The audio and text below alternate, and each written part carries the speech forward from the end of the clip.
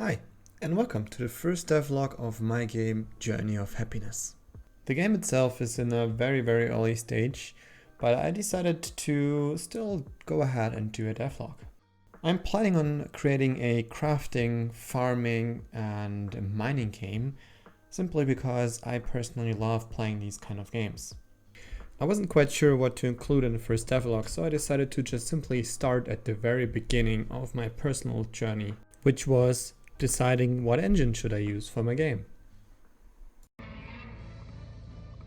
The decision for me was actually quite simple to make. I work as a Java software developer, and C#, at least speaking from my experience, is quite similar to Java. That was the whole premise on which I based the decision to choose Unity as my engine for my game development project. So I started doing tutorials in regards to the Unity engine, and of course with a focus on 2D game development, because that's what my game is going to be. And the tutorial which I found the best from all of those that I did was Ruby's Adventure 2D Beginner.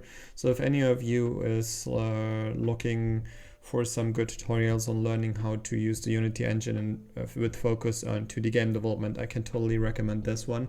You learn all of the basics that you need, like how to create game objects, what a game object is, how to write scripts in the Unity engine, how to create a tile map, what a tile map is, how to have game objects that the character can interact with, how to have NPCs in the game that you can talk to, and all of that cool stuff. And at the end of this tutorial, I used everything that I learned and created my own sample scene, which you can see right here. So I have the character Ruby. In the top left corner, you have a health bar. You have water that you cannot walk through, but then over these leaves I can walk through. Here I have an NPC. I can talk to him, and he's going to tell the player a small story about how everybody is dead and there are robots who killed everybody, and now he asks me to basically go over there and revenge him and kill all of these robots. And now I can go over to the next scene. As you can see, I have a normal and a sprinting animation. I'm just gonna rush through this a little bit because that's not the current state of my game.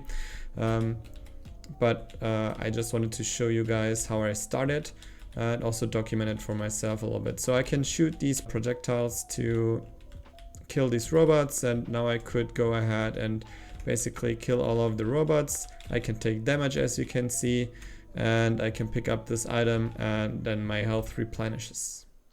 So I proudly present you the current state of my game Journey of Happiness.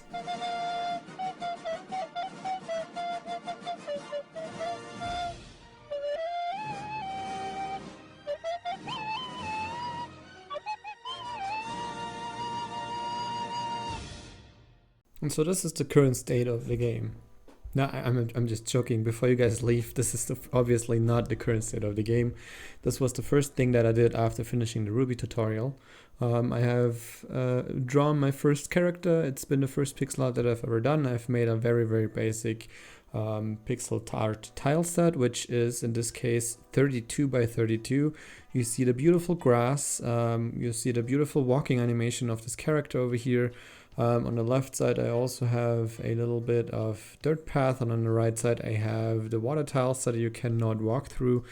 So I do already have collision detection in this, and I just did it to basically start creating a scene and get a feeling for Unity once more, and maybe a little bit of pixel art with this very beautiful looking character.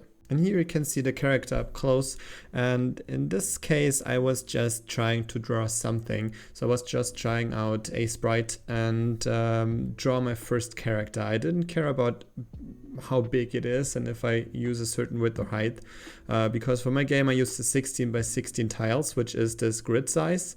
So it is 16 pixels width and 16 pixels height for one tile, and this character is just huge.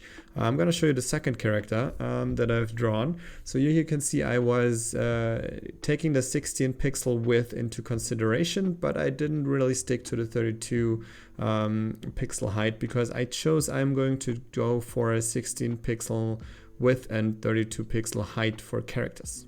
So here I've added the character sprite to my scene, so I've changed the character sprite. As you can see, I also have an idle animation, so I also implemented and I've drawn different types of animations. Of course, this is not working perfectly in this state, but I didn't focus too much on it yet. I've also implemented an animation to walk to the right side, which you can see right here, and to the left side obviously, and downwards and upwards I've also made an animation. I think all in all I did a decent job for my first animations. It was kind of tough to actually draw them. They're not quite frame by frame. I've drawn for the walking animations maybe 3 or 4 frames for this specific character. But at the end of the day, I still thought that even though they're not looking quite perfectly, I still did a decent job for my first animations. And then I decided it was time to create some tile sets, and in the process I also created a new main character.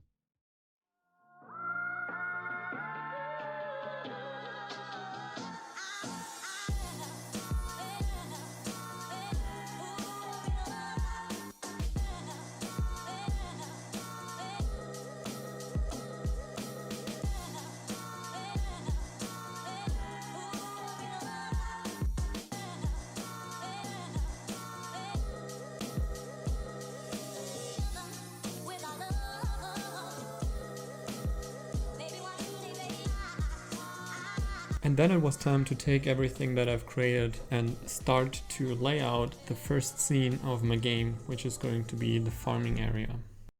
And here you can see the actual current state of the game.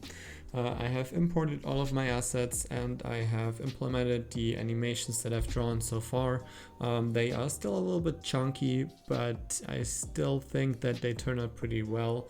I am really happy with them. I'm really happy with with this character in comparison to the first character that I've drawn. Also, you can see this destroyed farming house here to the left side of the player. In the beginning, the player will be in a pretty dark and depressed state. That's why I've chosen to create a destroyed house. At this stage of development, the player is not able to enter the house. Later on, he obviously will be. And here you can see the 2 stones that I've implemented so far. The player will be able to destroy these stones with certain tools, but that's something I've not yet implemented. Here you can see the 2 types of trees that I've implemented so far. The player will be able to destroy them at some point and obviously harvest them. And over here we have the farming area. For this scene I've laid out a couple of tiles just to get a feeling on how they look. Later on the player will obviously be using tools to turn the grass tiles into dirt tiles where he then can plant different types of plants. Here we have the pathways that I've implemented. We can go to the north. Here the player will be able to leave the farming area. Obviously he cannot walk through these walls over here, but he can use the path to pass on to the next scene, which will be a lake or a sea probably. Over here to the right side I do have a small lake coming from the north, and at this state I don't have a animated tile set yet. Also I'm planning on creating a waterfall over here, and as I said, I still need to animate the water tiles and tiles in general. Down here the player will be able to create a small bridge later on in the game to pass over to the next scenery, which will probably some type of forest scene. And everything else is basically farming area which the player can use to plant his plants. I thought that maybe starting out with a bigger area is better in the beginning. I can still decrease the size if I feel the need to. And on the left side, the player is also going to be able to leave the scenery, and probably I will implement either a city or a pathway towards a city. So that is going to be it for the first devlog. Already thank you for watching if you made it this far into the video, and obviously the next devlogs will be different than this one. They will pick up right here where I left off. I will not go through any Unity tutorials and stuff like that as I did with this video. I just wanted to document my beginning of the journey of creating this project. So whenever I really release this game, I will be able to look back to where I actually started. So thanks a lot, and see you.